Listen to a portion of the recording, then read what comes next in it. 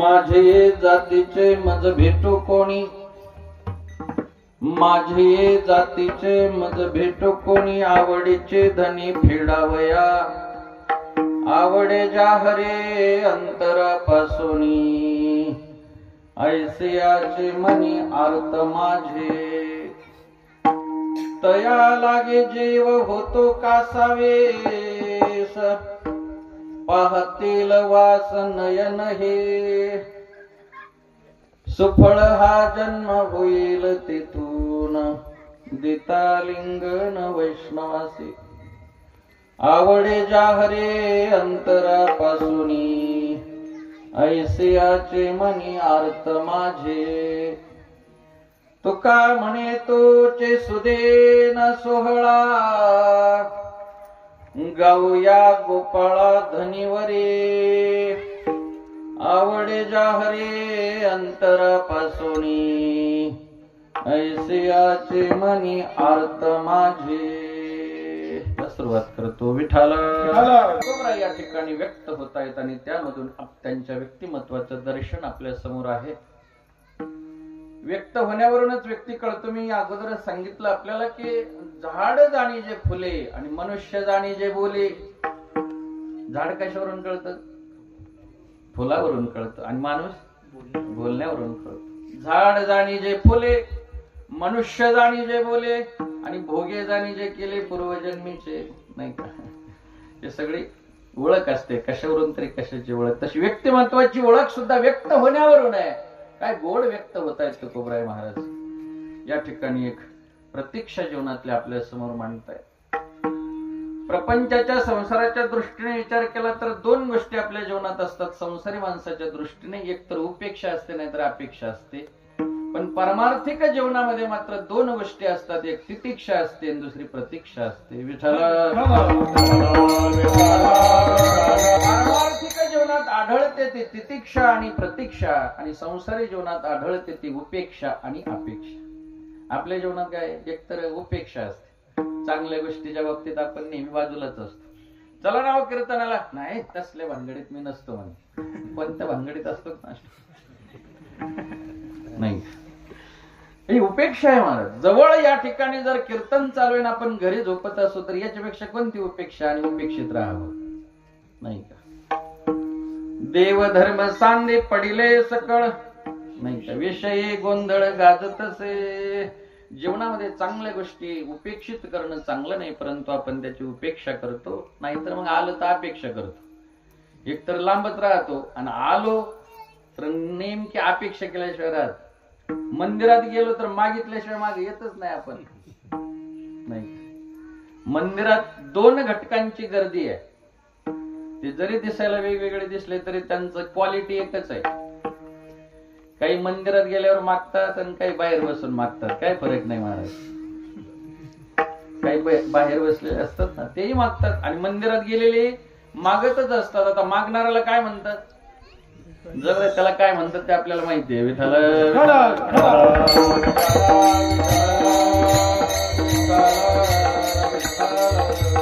हो, मागत फिरू नये महाराज. मागणं काही चांगलं नाही. देवाकडे जायचं ते मागण्यासाठी नाही जायचं, त्याने खूप काही दिलंय म्हणून जायचं. मंदिरात जायचं ते त्याने काही आपल्याला द्यावं म्हणून नाही जायचं, त्याने खूप काही दिलंय म्हणून जायचं. काय दिलं नाही महाराज. दिले इंद्रिय, हातपाय, कान, डोळे, मुख, बोलाया वचन, हे सगळं त्यानं दिलेलं आहे नाही का.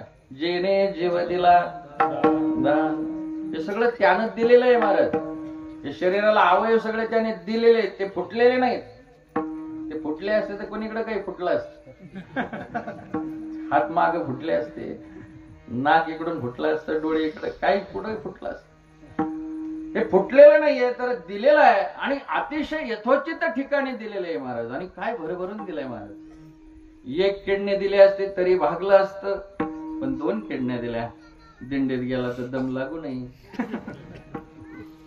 खाल्लंच काय आवची बाबा तर पचायची क्षमता असावी. एक किडनी नको, 2 दिल्या. एक डोळा दिला असता तरी भागलं असतं की एक डोळा आहे ती ही माणसं जगतातच, पण एक डोळा दिला तर हे चांगलं दिसायचं नाही म्हणून 2 डोळे दिले. एक वस्तू दिली असती तरी चाललं असतं. स्पेअर सगळ्या शिल्लक बाबी आपल्याला दिल्या, शिवाय त्या कमी किमतीच्या नाही. आपण एक किडनी सुद्धा विकत घेऊ शकत नाही. घेऊ शकतो का? नाही घेऊ शकत महाराज. त्याचं देणं आहे. आणि म्हणून त्याने खूप दिलेलं आहे, मौल्यवान असं जेवण तुम्हा आम्हाला दिलेलं आहे. आणि म्हणून त्याचे आभार मानायचे, मंदिरात जायचं, त्याचं दर्शन घ्यायचं. अन्यथा शरणं नास्ति त्वमेव शरणं मम तस्मात् कारुण्य भावेन रक्ष रक्ष परमेश्वर. हे देवा, आता फक्त हे दिलंय ना, हे आमचं असं राहू दे. आम्हाला भजन करता येऊ दे, नाही का? कीर्तनाला जाता येऊ दे, कीर्तन ऐकता येऊ दे, भजन करता येऊ दे. माणसं सगळं करतात, फक्त भजनच करत नाही. आणि ते फक्त याच जीवनात घडतं महाराज, दुसरीकडे घडतं का? याची देही घडे देवाचे भजन, याची देही घडे देवाचे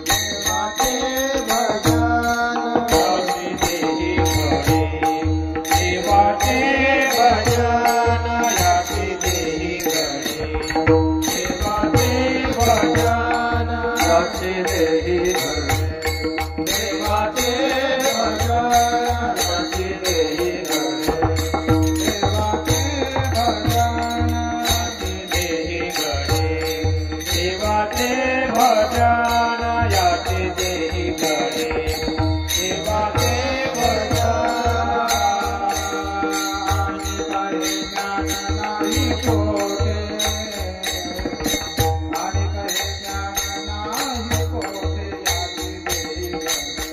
देवाचे भजन,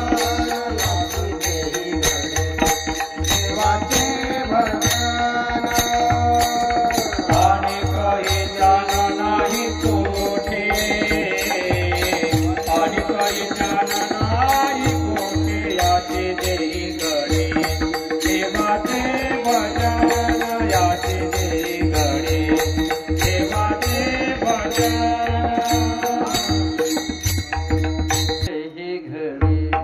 देवाचे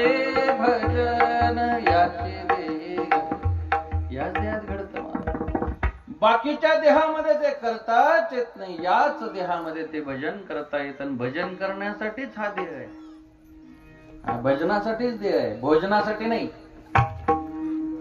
भोजन करायचं देहासाठी, भोजन करायचं देहासाठी, पण देह भोजनासाठी नाही. देह कशासाठी आहे? भजनासाठी. ऐका ऐका, आयुष्यामध्ये खऱ्या अर्थाने भगवंताला काही मागायचं नाही, तर त्याने खूप काही दिलंय म्हणून त्याच्या ऋणात राहायचं, त्याचं भजन करायचं. पण आपल्याकडून कदाचित संसारी जीवनात हे घडत नाही. आणि जर परमार्थ करू लागलो तर परमार्थ करत असताना मात्र जीवनामध्ये तितिक्षा आणि प्रतीक्षा या 2 गोष्टीला. परमार्थ करताना खूप सहन करावं लागतं. ज्याला असं वाटत असेल आपली पारमार्थिक यात्रा पूर्ण व्हावी, जीवन आपलं फलश्रुतीपर्यंत जावं, तर त्याने जीवनामध्ये तितिक्षा ही पालनच केली पाहिजे. तितिक्षा म्हणजे दुसरं तिसरं काही नाही, सहनशीलता लागते. खूप सहनशीलता, सहन करावं लागतं महाराज. बरं, सहन तर करायचंच, पण वाट्याला आलेलं जर काही दुःख असेल, त्रास असेल, तर त्याचा प्रतिकार करत नाही बसायचं. शिवाय विलाप करायचा नाही, त्याचं दुःख करायचं नाही. तितिक्षेची व्याख्याच फार छान आहे. सहनाम सर्व दुःखानां अप्रतिकार पूर्वकम. अप्रतिकार, प्रतिकार न करता सहन करायचं. चिंता विलाप रहित नाही, चिंता करायची नाही, विलाप करायचा नाही. वाट्याला आलेलं दुःख लोकाला कळू द्यायचं कशात? परमार्थ. वाट्याला दुःख येतच महाराज, नाहीतरी सगळ्यात जास्त दुःख परमार्थ करू लागलं तर लगेच चांगल्या रस्त्याला गतिरोधक आणि चांगल्या माणसाला विरोधक ठरले. तुम्ही शत्रू जर निर्माण करायचे असतील तर एकच गोष्ट करायची, फक्त चांगलं वागायचं, आपोआप तयार होतात.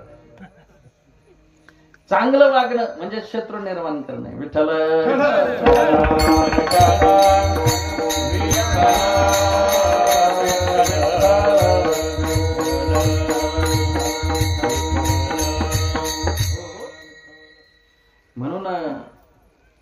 आयुष्यामध्ये जगत असताना मुरारी बापू असं म्हणतात, दुश्मन सुद्धा काही कमी मूल्यवान नसतो.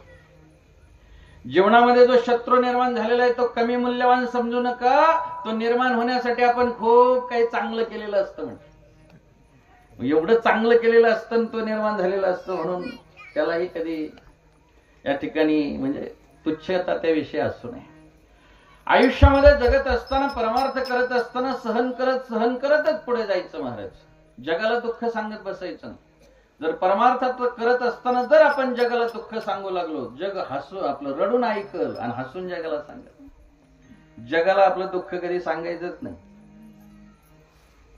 जगाला जर आपलं दुःख सांगितलं तर असं होतं महाराज, लोकांजवळ त्या जखमेसाठी हळद नसते, मीठ घेतलेलं असतं माणसाने. ते हळद नाही लावणार त्याच्यावर, काय लावतील? मीठ चोळतील.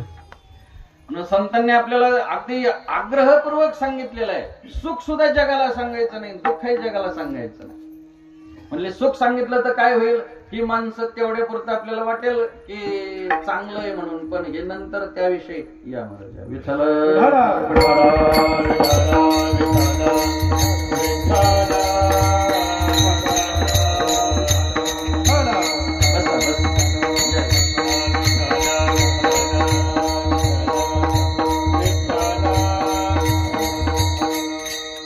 या ठिकाणी मगच उल्लेख केला की ज्ञानेश्वरीचे असणारे गाडे अभ्यासक, ज्यांचं आपण या ठिकाणी ज्ञानेश्वरी निरूपण ऐकलं, असे आदरणीय पवार महाराज या ठिकाणी आलेले, त्यांचे चरणी वंदन करतो.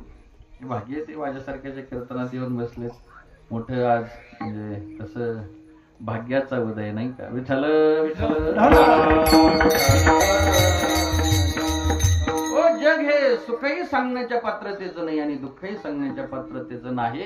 दुःख रडून ऐकतील आणि हसून जगाला सांगतील, आणि सुख सुद्धा या ठिकाणी ऐकल्याच्या नंतर ते सुखी होणार नाही, तर आपलं सुख ऐकून ते दुःखीच होतील. फक्त दुःखीच होतील असं नाही, तर आपल्याला दुःख देण्यासाठी प्रयत्न करतील, म्हणून सुखही त्यांना सांगू नये. मग कोणाला सांगायचं? देवा सांगो सुख देवा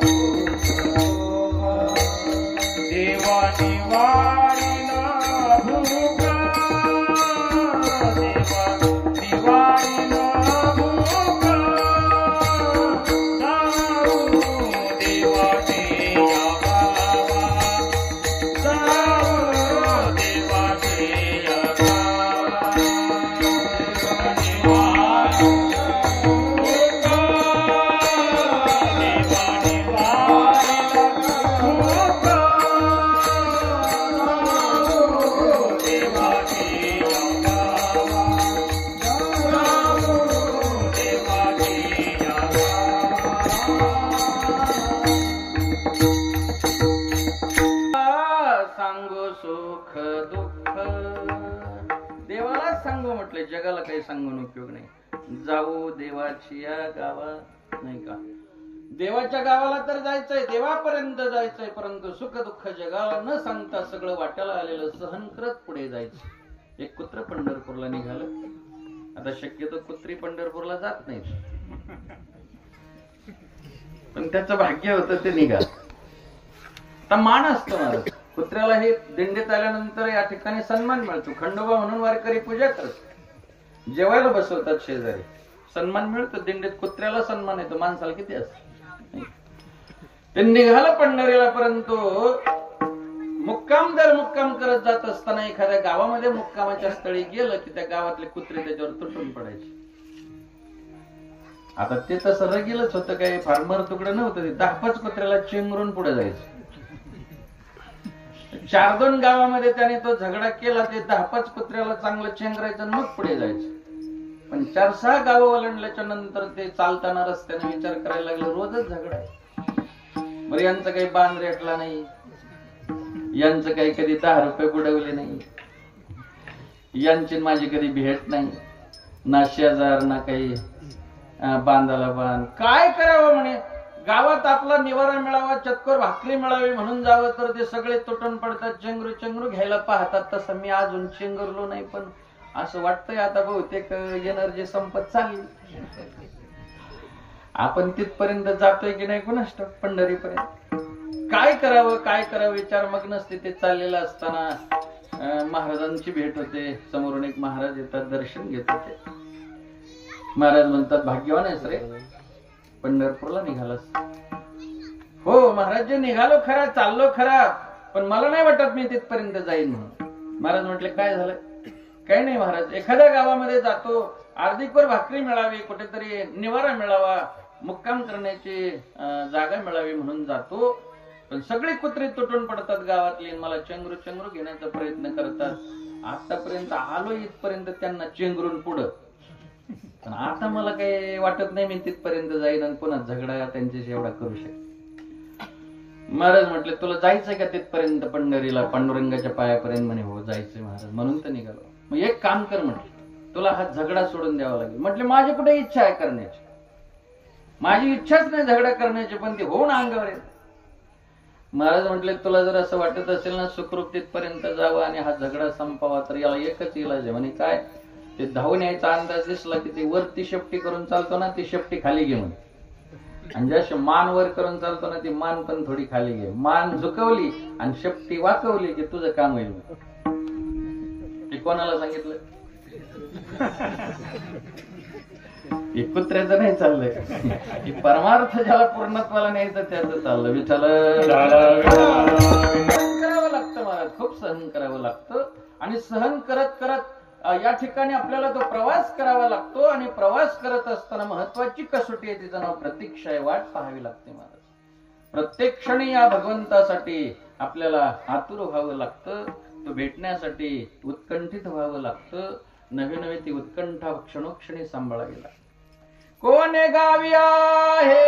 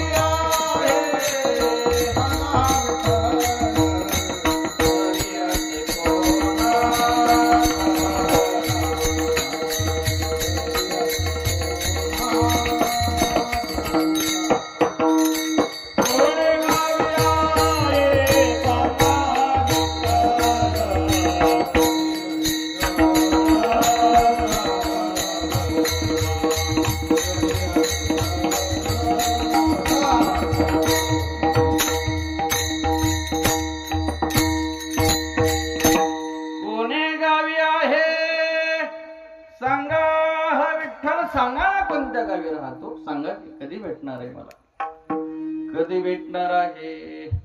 कोणालाही विचारावं महाराज, कोणालाही विचारत राहावं, झाडांना विचारावं. भिंतीवर बसलेल्या त्या कावळ्याला ओरडताना ऐकल्यानंतर सुद्धा माऊलींना असं वाटतंय की आज नक्की माझे पंढरीनाथ येणार आहे. काय आतुरता आहे महाराज, काय वाट पाहणं आहे. आता आपल्या भिंतीवर काय कावळा ओरडला नाही, आपल्याला येऊन शिवतो तरी त्या ओरडण्याचं काहीच वाटत नाही. आपल्याला कावळा ओरडला नाही असं नाही, पण आपल्याला कधीच असं वाटलं नाही की आज माझे भगवंत घरी येणार आहे. आपल्याला काय वाटतं ते सांगण्यासारखे सुद्धा नाही. पण खऱ्या अर्थाने आयुष्यामध्ये जर तळमळ पाहिली त्या ईश्वर भेटीची तर संत जीवनाकडे पाहावं लागतं. जीवनावे गडी मासोळी, जीवनावे गडी मासोळी, जीवनावे गडी मासोळी, जीवनावे गडी मासोळी.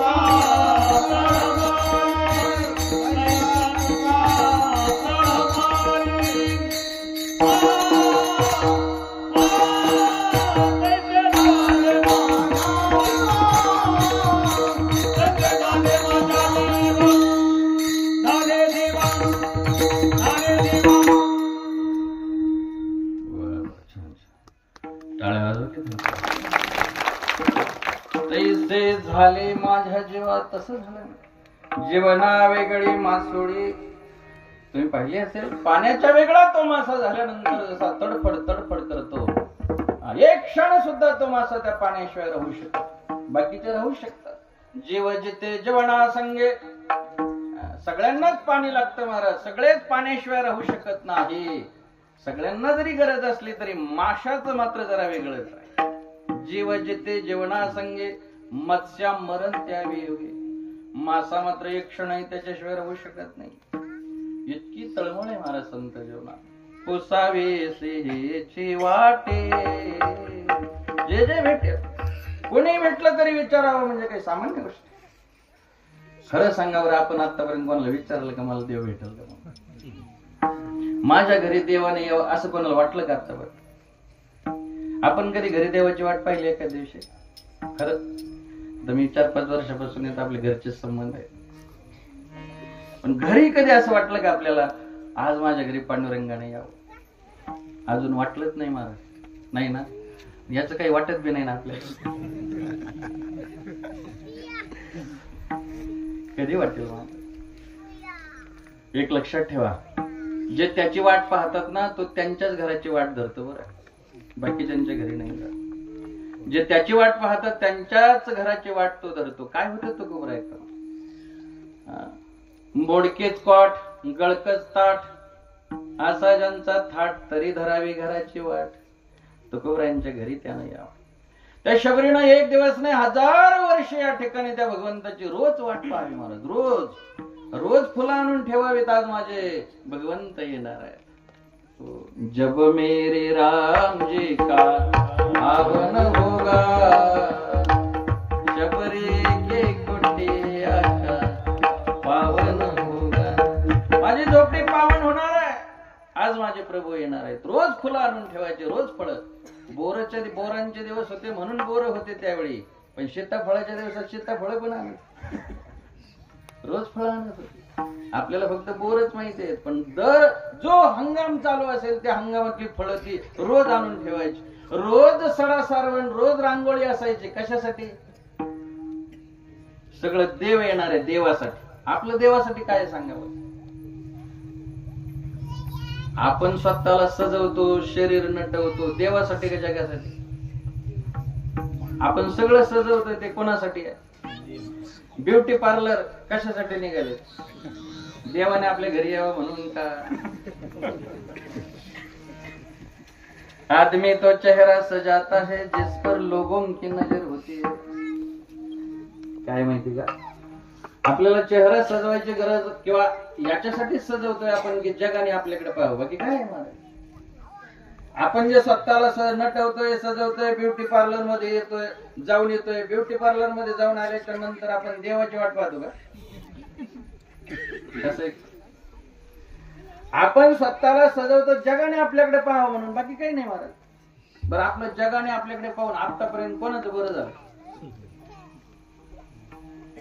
तेवढ्या पुरतं बरं वाटतं माणसाला पाहिल्यावर, आमदार झाल्यासारखं वाटतंय. पुढचं म्हणू का? साधक मंडळी नाही तर म्हटले विठ्ठल विठ्ठल.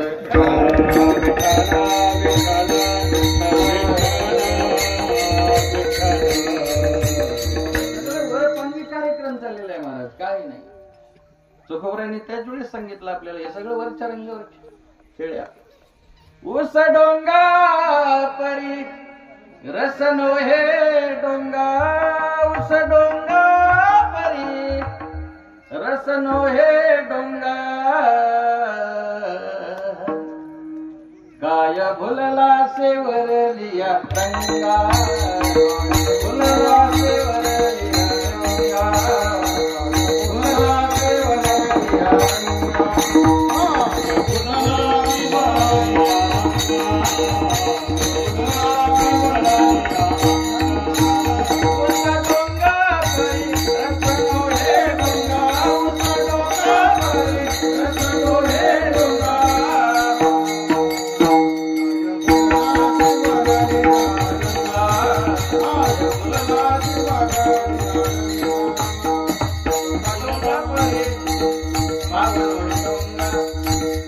Katunga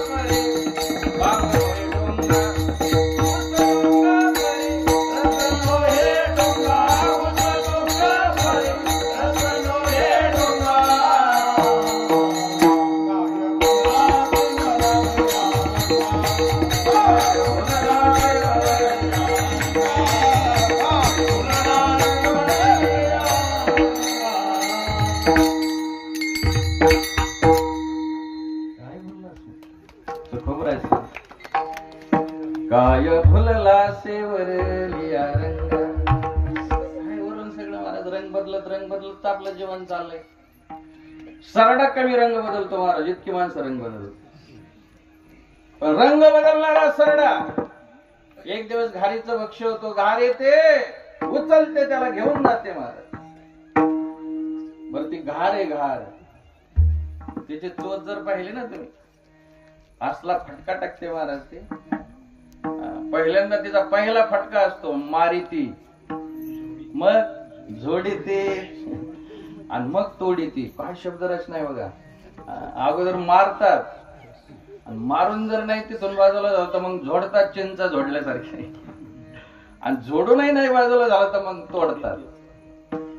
ते जाऊ द्या, आपला विषय नाही. पण एक लक्षात ठेवा, रंग बदलत जगू नका. एकच रंग असावा आणि तो अंतरंग. कोणता रंग? फक्त पांडुरंग. एकच जर अंतरंग असेल आणि तो रंग जर पांडुरंग असेल तरच आपल्याला तिथपर्यंत तो प्रवास यशस्वी करता येईल. आणि त्याच्यासाठी वाट पाहावी लागते मला. प्रत्येक क्षणी त्या परमात्म्याची वाट पाहावी लागते, तळमळ करावी लागते. कोई कहियो रे प्रभु आवन के मन भावन के, कोई कहियो रे प्रभु सांगा ना कोणीतरी, सांगा माझे प्रभू कधी येणार. वाट पाहण्याला फार मूल्य आहे का? घरी सुद्धा तोपर्यंत जायचं जोपर्यंत घरचे वाट पाहते. ऐकताय तुम्ही? घरी कुठपर्यंत जायचं? घरचे वाट पाहते तोपर्यंतच घरी जायचं. ज्या दिवशी आपल्या लक्षात येईल आपली घरचे वाट पाहण्याचं बंद केलंय आणि आपली वाट लावायला तयार आहे, ज्या दिवशी वाट पाहायचं बंद होतं त्या दिवशी वाट लावायची सुरुवात असते. मी नेहमी मनात विचारत असतो, आपली मरायची वाट घरचे पाहतात का जगातले? घरचे. मग घरचेच आपली मरायची वाट पाहत असतील तर त्याच्या अगोदरच आपण वाट बदलली पाहिजे. भाग्य तुमचं आमचं महाराज की अशी एक वाट आहे की त्या वाटेनं कोणीतरी आपली वाट पाहत आणि त्या वाटेचं कधी वीट येत नाही. कारण त्या वाटेनं उभा असलेल्या त्या परमात्म्यानं वीटच पायाखाली घेतलेली आहे, त्यामुळे त्या वाटेचा वीट येत नाही. कोणती वाट आहे ती? वाट पाहे उभा भेटीचे आवडी, वाट पाहे उभा भेटीचे आवडी, वाट पाहे उभा भेटीची आवडी, वाट पाहे उभा भेटीची आवडी, वाट पाहे उभा भेटीची आवडी.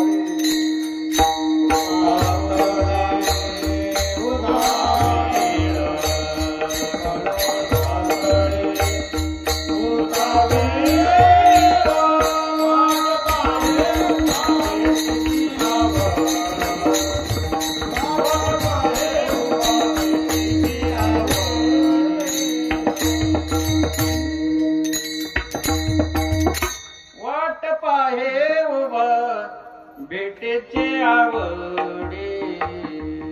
ओ वाट पाहतोय तो उभा राहिलेला आहे. किती दिवस झाले? एक दिवस, 2 दिवस, युगे 28 झाली बा. तेव्हापासून तो वाट पाहतोय म्हणून त्या वाटेला किंमत आहे. आपल्याला तर 2-3 दिवस भजन केलं तर वाटतं 4थ्या दिवशी दूध घेऊनच देव घरी आला पाहिजे. आपल्याला कुठं दम आहे की नाही? आपल्याला वाट पाहिजे सवयच नाही मला. खूप वाट पाहावी लागते. एक जण मला म्हटलं कुठवर वाट पाहायची? म्हटलं तो येत नाही तोपर्यंत पाहायची.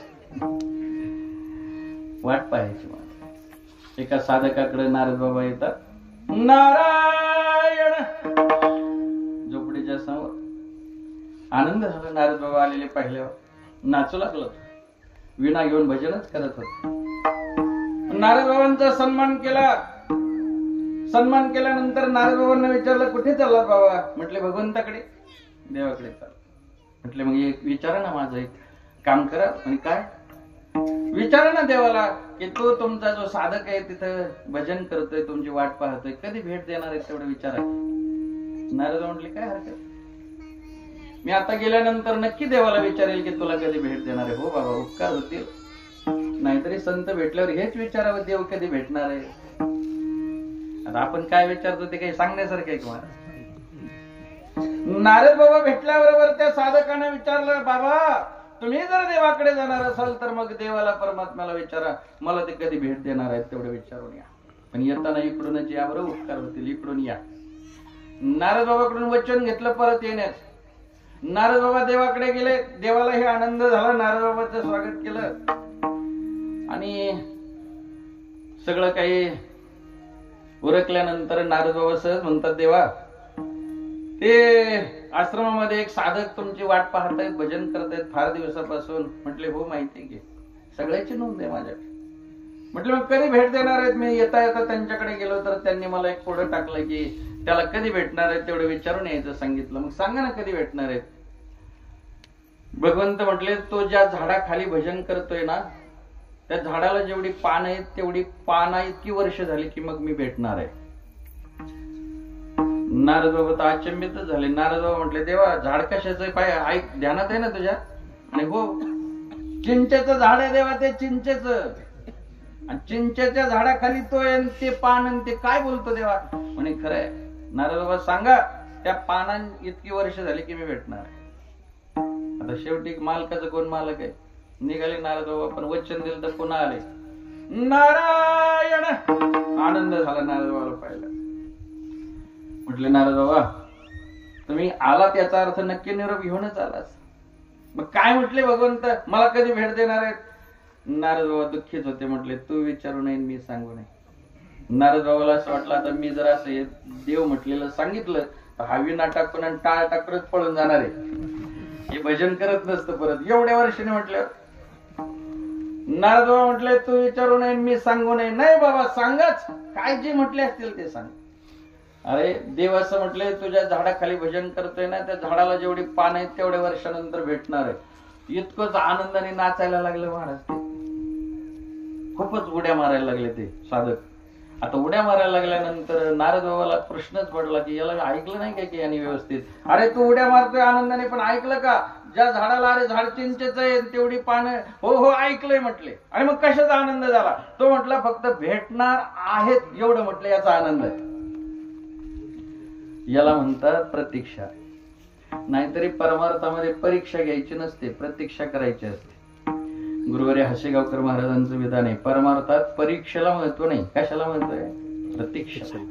आणि म्हणून जीवनातली ती प्रतीक्षा या ठिकाणी फार महत्वाची आहे. तुकोबराय सुद्धा आज अभंगामध्ये अशीच एक प्रतीक्षा करत आहे. असंच एक त्यांच्या जीवनामध्ये सुद्धा अर्थ आहे. काय अर्थ आहे? अभंगाच्या पहिल्या चरणात, माझी जातीचे मन भेटो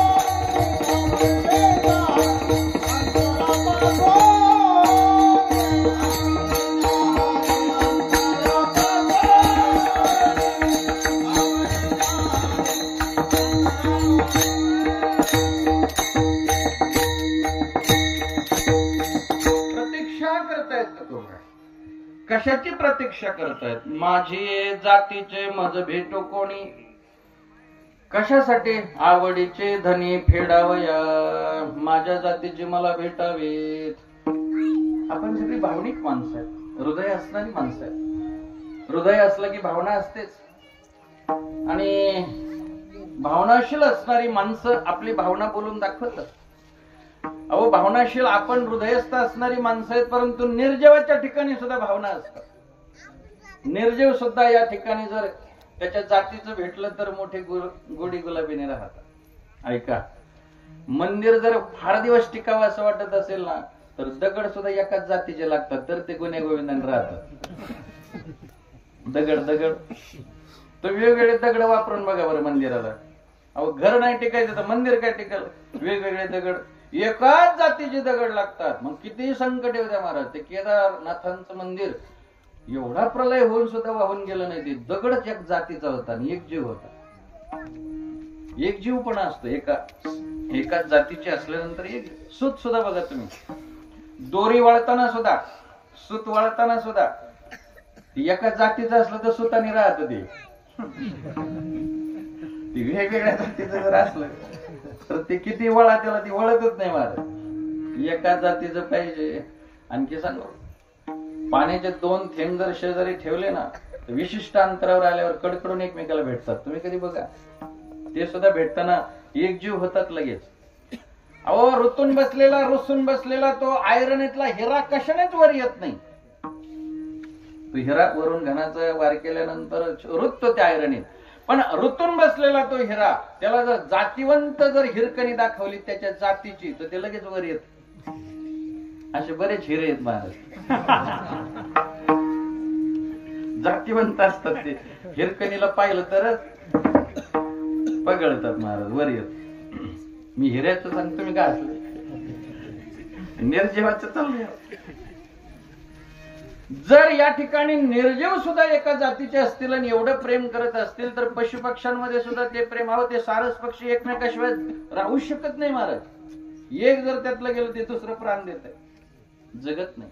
पक्ष्यांमध्ये सुद्धा एक जीव पण आहे. तुम्ही बघा, पिंडाला स्पर्श करताना सुद्धा कावळा चिमण्या बोलवतो, मोर बोलवतो का दुसऱ्या पक्ष्यांना बोलवतो? कोणाला बोलवतो? तो त्याच्या जातीच्यांनाच बोलवते. ती कावळा सुद्धा काव काव करते आणि सगळे त्याच्या जातीचे बोलावून घेतोय खाण्यासाठी. आता आपण नाव ठेवतो समजा कावळ्याला, आपण कोणाला घासभर काही देत नाही, कावळ्याला नाव ठेवतो. कावळा सगळे जीव करतो. ते पक्षी सुद्धा या ठिकाणी एकत्रित येतात. ते त्यांच्याच जातीची त्यांना भेटली तर त्यांना समाधान वाटतं. जरा मोठे कान करून ऐका बरं, जात हा संकुचित विषय घेऊ नका, मला बोलायचंय. ऐका, जर निर्जीवामध्ये एवढं एकजीव होणं असेल एका जातीमध्ये, तर विजातीय मध्ये दुश्मनी सुद्धा तेवढी आहे. फार दुश्मनी आहे महाराज. हे हाडवैर शब्द आहे ना, हाडवैर, हा विजातीय असणाऱ्या दुश्मनीतूनच आलेला आहे. बगळ्याचं हाड आणि माशाचं हाड, हाड म्हणतो मी बरं, ते असती. जर बगळ्याच्या हाडासमोर माशाचं हाड धरलं तर आजही माशाच्या हाडाचं पाणी होतं. म्हणजे त्यांची जी दुश्मनी आहे ते हाडवैर, त्या हाडाचं सुद्धा तसंच आहे. अजून ते हाडवैर शब्द तिथं, ते हाड माशाच्या हाडाचं पाणी होत. आणखी सांगू, जमलं तर प्रयोग करून बघा. त्या पखवाजाला जे कातडी आहे ना, ती बकऱ्याची आहे, बरोबर. जर लांडग्याच्या कातडीची टमकी आणून त्याच्याजवळ वाजवली, ती फुटतंय महाराज. लगेच उद्या प्रयोग ना करू कोणी. पण बकऱ्याचं आणि लांडग्याचं वैर आहे. कातडी मधून सुद्धा ते अजून गेलेलं नसतं, ते तसंच टिकून आहे. म्हणजे विजातीय मध्ये या ठिकाणी निर्जीव वस्तूमध्ये सुद्धा जर एवढी दुश्मनी असेल, वैर असेल, आणि सजातीमध्ये जर एवढा एकजीवपणा असेल, तर सजीवांचं काय असेल? सजीवांच्या जीवनामध्ये तर याविषयी किती आपण जागा असलं पाहिजे. तुमच्या आमच्यासारखी माणसं तुकोबरायांना म्हटले, तुकोबराय तुम्ही या ठिकाणी जर जातीची माणसं भेटावीत म्हणतात, खरंय जातीची भेटलीच पाहिजे, जातीशिवाय समाधान नाही, हे सगळं आम्हाला मान्य आहे. पण मग सगळे तुमच्याच जातीचे तुमच्या जवळ आहेत की? पाहायची काय गरज आहे? हे सगळे तुमच्याच जातीचे. तुकोबरायांनी फार गोड उत्तर दिलं. ये रागा बाळ्याचे काम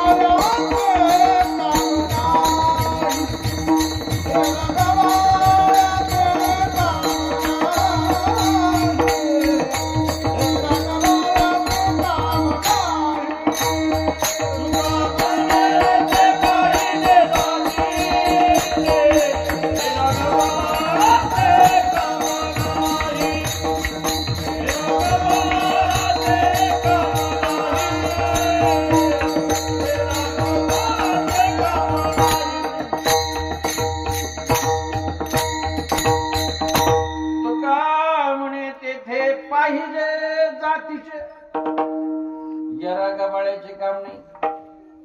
यरा गबाळ आणि जातीचे तो करू. आता आम्हालाच काही कळलं, तुमचं बोलणं कळलं, काहीच कळलं. नेमकं तुम्हाला कोणत्या जातीचे पाहिजेत किंवा तुमचीच जात कळा ना आम्हाला कोणती येते. आमच्या दृष्टीने जर तुम्हाला सांगितलं ते काही जुळलं, तुमची जात कोणती किंवा मग तुम्हाला कोणत्या जातीचे पाहिजेत ते सांगितलं तर बरं होईल. अभंगाच्या दुसऱ्या चरणात सांगितलं. आवडे जाहरे अंतरापासून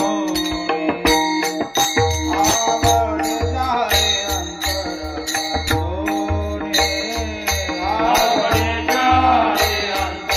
अंतरापासून आवडे जाहरे अंतरापासून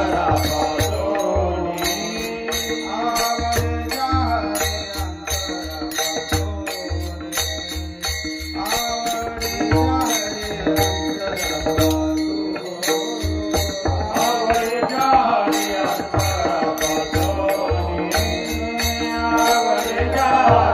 अंतरापासून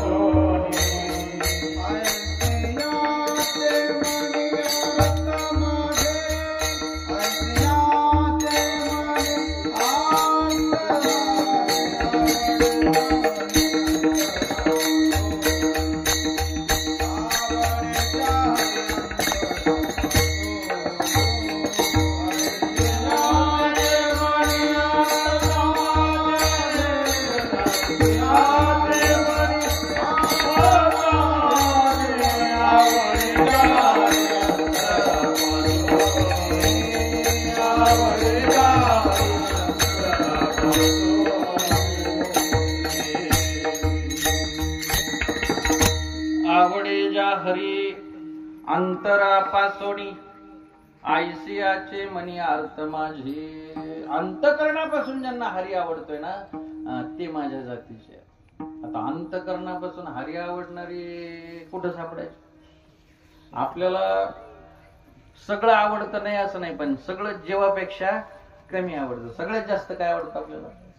जीव प्यारा आहे मला. जीवावर आल्यावर माणसं कोणाचाच विचार करत नाही. तुमचा विश्वास नसला तर पुन्हा कोविड येऊ द्या, मग कळल. कोरोना आलं म्हणजे सिर्फ तेरेले म्हणत होते, त्यांनी तोंडच पाहिलं नाही परत. पॉझिटिव्ह कळलं की निघूनच गेले. काही नाही महाराज, जीवावर आलं की जीवापेक्षा आपल्याला काही प्रिय नसतं. मग एखाद्या वेळी देह सुद्धा माणूस अर्पण करेल. जर पाय काढायची वेळ आली म्हटले जगणार आहे तुम्ही, पाय काढला तर तो म्हणतो कुठून काढायचा आहे? ते म्हणले गुडघ्यातून. वरून काढा, पण मी जगलो पाहिजे. म्हणजे जीव सगळ्यात प्रिय. पण खरं सांगू, संतांना जीव प्रिय नव्हता, जीवापेक्षा जास्त प्रिय देव होता महाराज. त्याला म्हणायचं अंतकरणापेक्षा, म्हणजे अंतकरणातून देव आवडणं. जीवनामध्ये या ठिकाणी जीवापेक्षाही जास्त प्रेम संतांनी कोणावर केलं पाहिजे? जीविती या देवा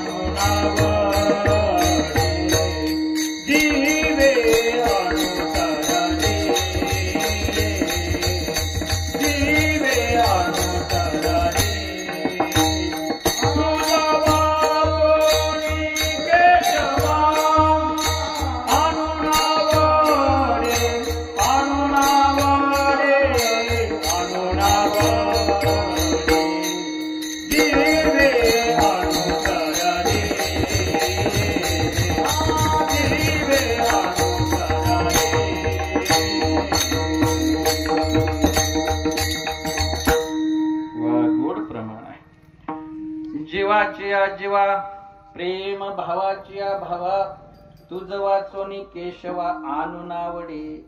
आणू सुद्धा तुझ्याशिवाय आम्हाला आवडत नाही महाराज. तू का म्हणे मग अवघ्याचा कंटाळा आणि तुझी एक देवा आवडशे. सगळ्याचा कंटाळा आहे मला, फक्त मानले तूच आवडतो, बाकी कोणीच आवडत नाही. बरं असं आहे का बा फक्त एकादशीला आवडतो, शिवरात्रीला किंवा 7 दिवस सप्ताह आल्यावरच आवडतो असं नाही. आवड्या निरंतर हे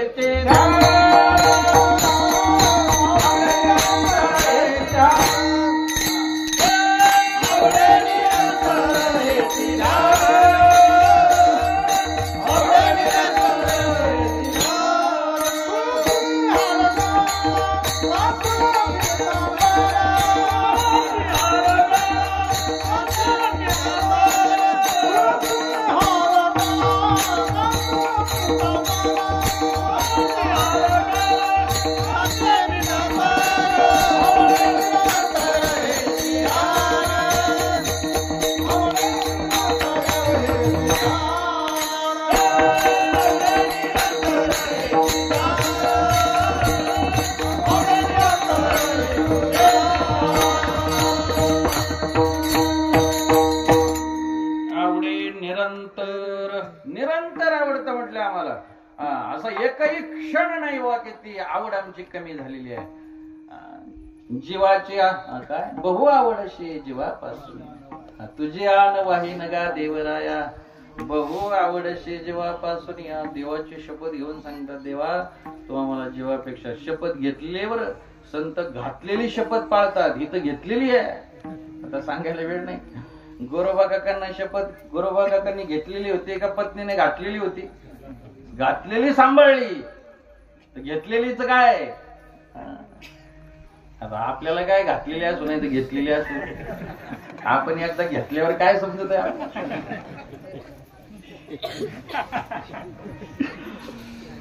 विठ्ठल आवडे निरंतर. आम्हाला सतत देवच आवडतो, देवाशिवाय काहीच आवडत नाही. तो बरोबर हे कठीण आहे.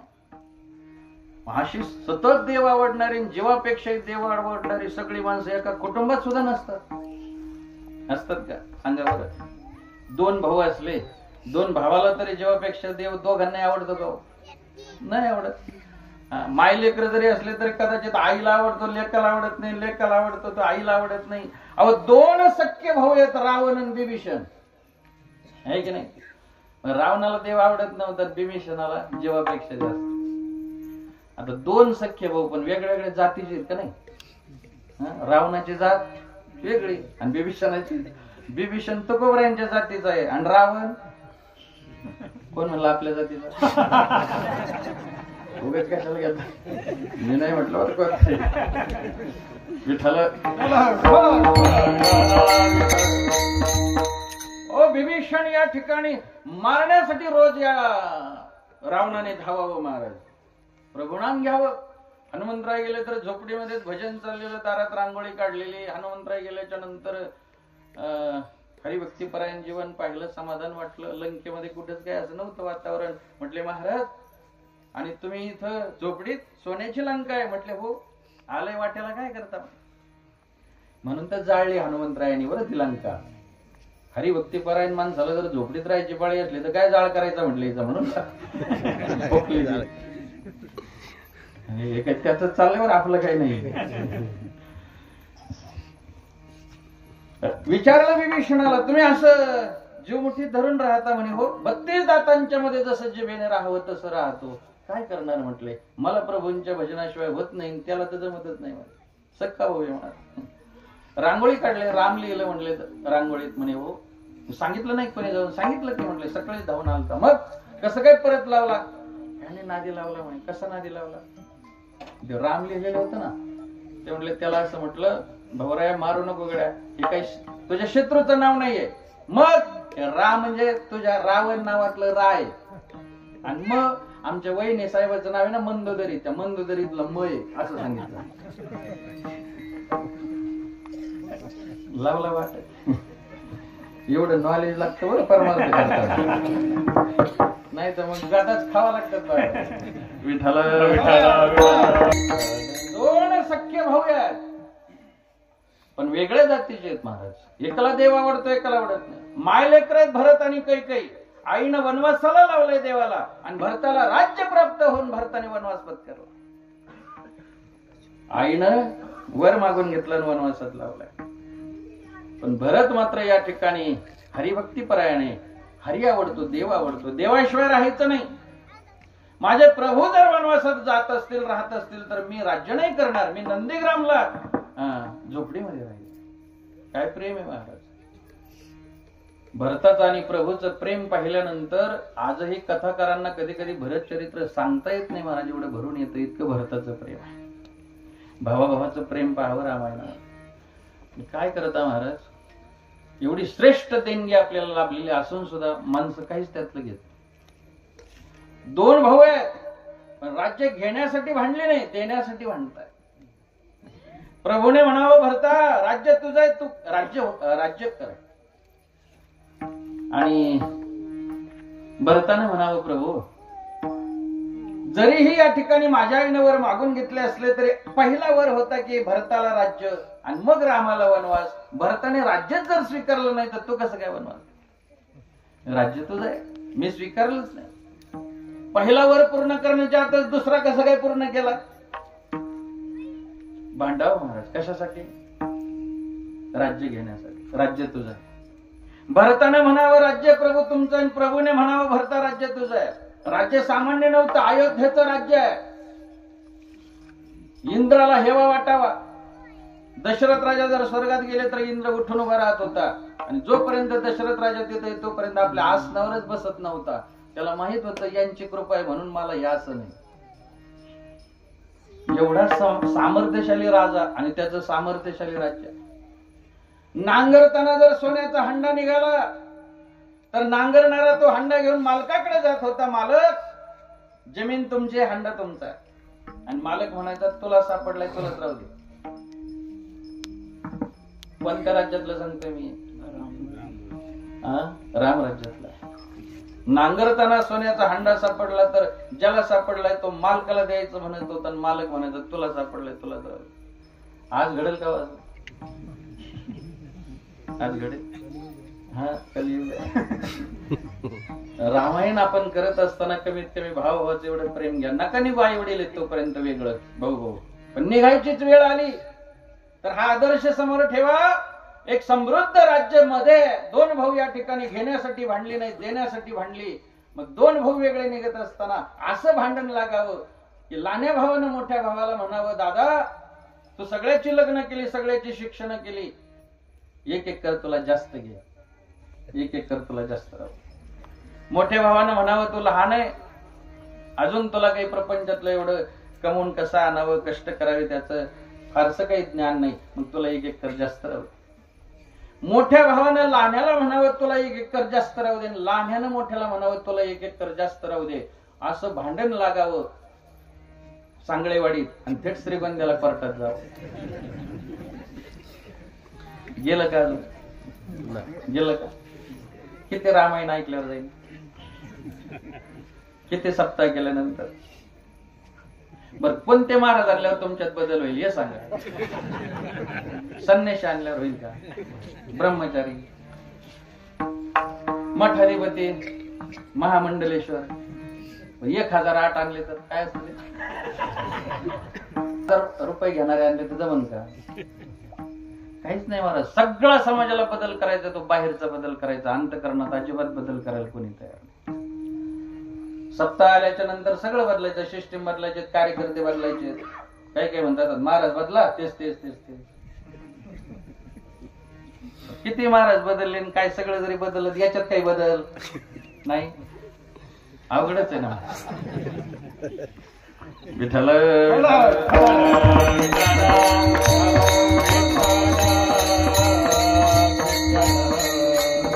दोन भाऊ आहेत गड्या, एक जीव आहेत, एका जातीचे आहेत.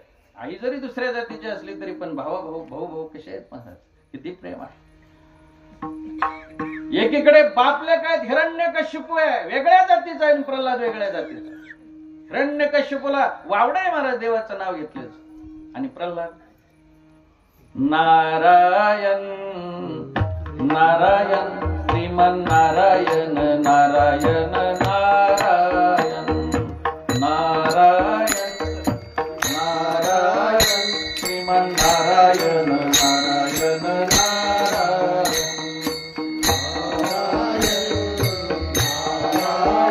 श्रीमन नारायण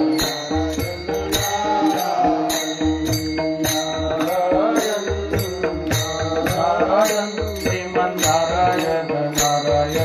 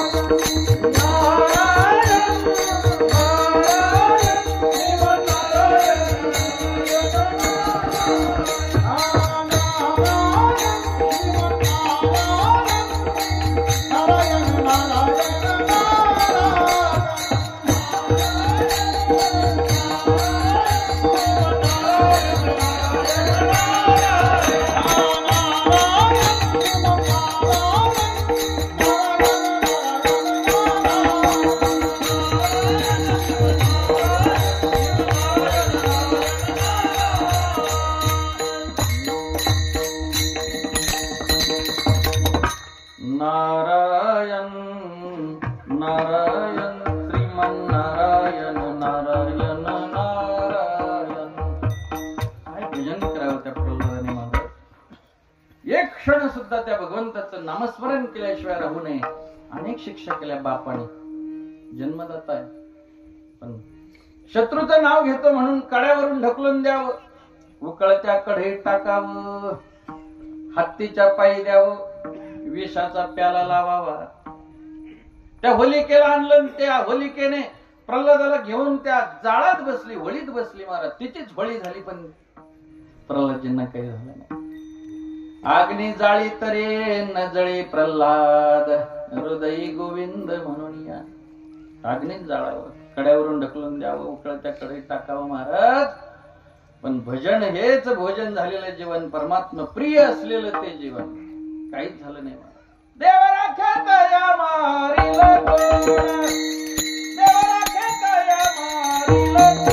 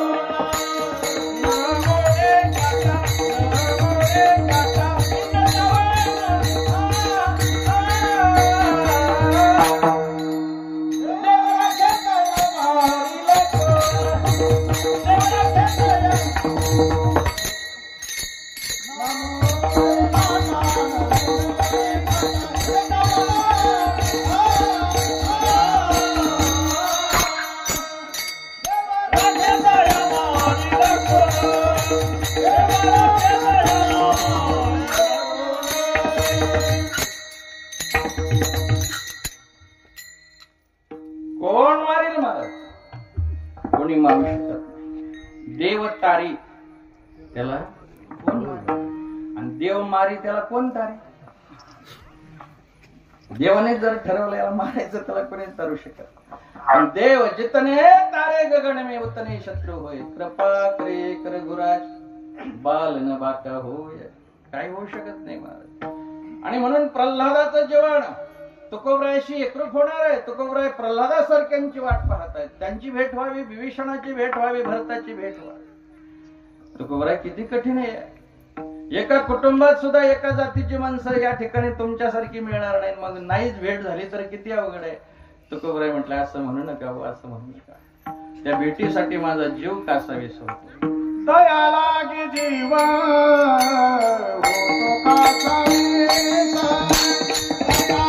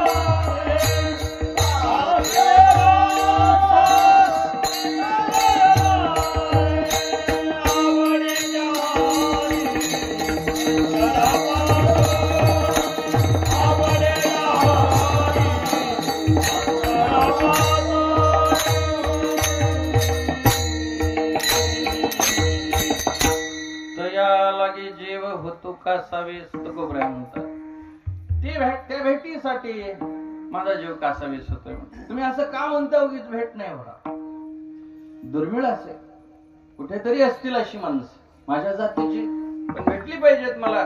तुम्ही भेटणार नाही असं म्हटल्यानंतर माझा जीव कासावीस होतो. तया लागे जेव होतो कासावीस, त्या भेटीसाठी माझा जीव कासावीस होतोय म्हटले, तळमळ लागली मला या ठिकाणी कधी भेट होईल. बघा, संत भेटीसाठी तळमळणार तुकोबरायांचं जीवन आहे आणि निळोबरायांचं सुद्धा तुकोबरायांच्या भेटीसाठीच तळमळणार जीवन आहे. तुकोबरायांची भेट व्हावी म्हणून निळोबरायांनी 1 दिवस नाही 2 दिवस नाही महाराज, किती दिवस केलं उपोषण? 42 दिवस अनुष्ठान म्हणलं महाराज. मला माझ्या तुकोबरायांची भेट झाली पाहिजे. तुकाराम तुकाराम तुकाराम.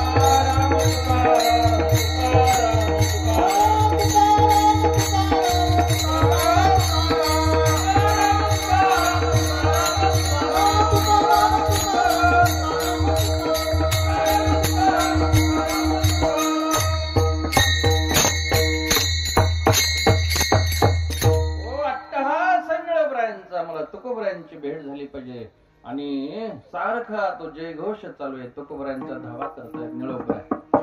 उपोषण आहे, अन्न नाही, पाणी नाही महाराज. आणि उपोषणाची ताकद फार मोठी असते. सत्ताधीश असणाऱ्या परमात्म्याचं आसन डळमळीत झालं महाराज. उपोषण काही सामान्य गोष्ट असते का? सरकार हलतंय उपोषण आहे. मी तिथलं म्हणतो बरं, इथल्या सरकारचं नाही.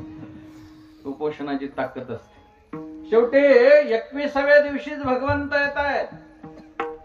आल्यानंतर निळोबरायांच्या समोर भगवंत उभा राहिलेत आणि निळोबरायांना या ठिकाणी सांगतायत, निळोबराय अन्न नाही, पाणी नाही. तुकोबरायांचा धावा करतायत. आता तुकोबराय येणं काही शक्य नाही, पण मी चालू आहे. निळोबराय म्हटले, कोण आहेस तू?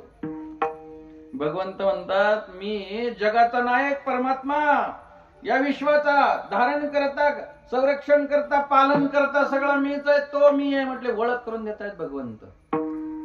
काय जीवन असेल महाराज. निळोबरायांच्या समोर उभा राहिले परमात्मा आणि ओळख करून देत आहेत स्वतःची. तरी निळोबराय म्हणतात, मी तुला ओळखत नाही म्हणून. निळा म्हणे आम्ही ओळखोचे देवा, तो कयाचा धावा करीत असो. आणि शेवटी अट्टहासाने ओळखलं. बरं ठीक आहे म्हटले, तूच देव आहे, पण तू, मी असं ऐकलंय म्हटले, प्रार्थना केल्याशिवाय येत नाही. पण तू कसं काय प्रार्थना वाचून आला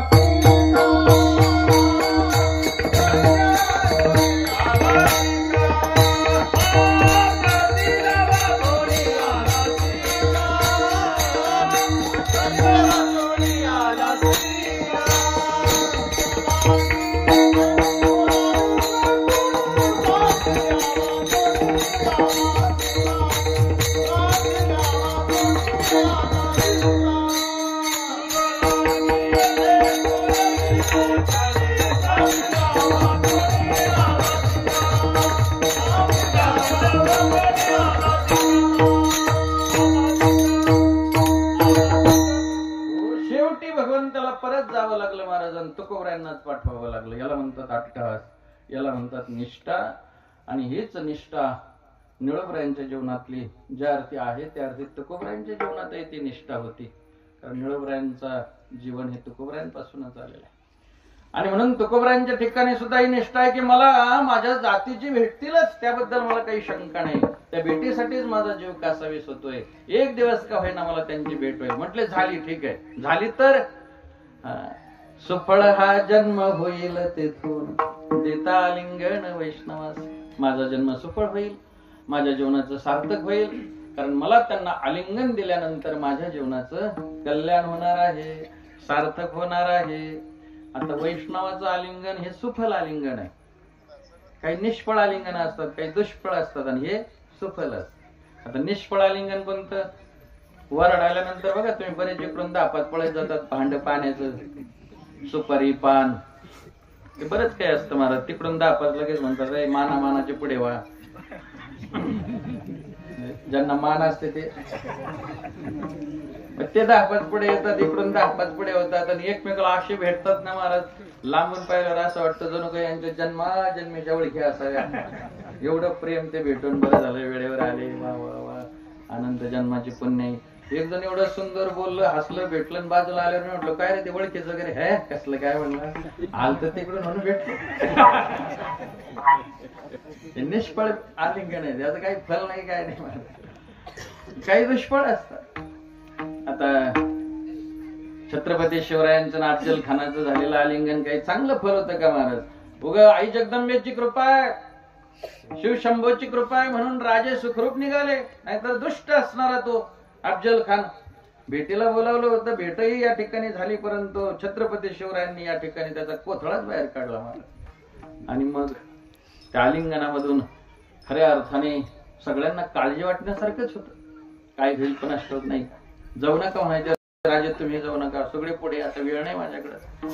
पण राजांनी या ठिकाणी अगोदर पुढे स्वतः झाले, म्हणून तर स्वराज्य निर्माण झालं महाराज. स्वतः राजे पुढे असायचे. आता तसं नाही महाराज, आता जे सगळे मागे राहतात आणि पुढे गडी पाठवून देऊन मांडायला लावतात. आता जे काही सांगण्यासारखे आहे महाराज, हिरोजी इंदुलकरांनी वाडा विकला आणि रायगड बांधला. आता जे काय विकतील आणि काय बांधतील स्वतःच सांग.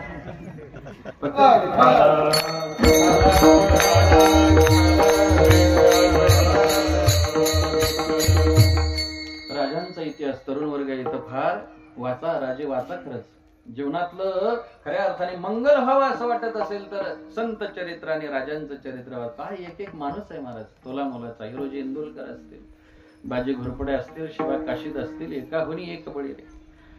एक एक पायरी महाराज त्यांच्या बलिदानाने रचली स्वराज्याची. म्हणून आजही ते चिरे आणि चिरे सुद्धा गेल्यानंतर आजही दर्शन घेतात माणसं त्यांचं. असं सांगत होतो आपल्याला की या ठिकाणी खऱ्या अर्थाने आलिंगन घडावं, त्या अशा विचाराचं घडावं, राजांचं आलिंगन घडावं, संतांचं आलिंगन घडावं. काय होतं त्या आलिंगनाने? संतांची आलिंगने दिव्य झाली माझी काय, आलिंगने संतांची दिव्य झाली माझे काय. आलिंगन घडे मोक्ष सायुज्यता जोडी, सुफळ हा जन्म होईल तिथून देता लिंगन वैष्णवासी. विठोबा रखुमा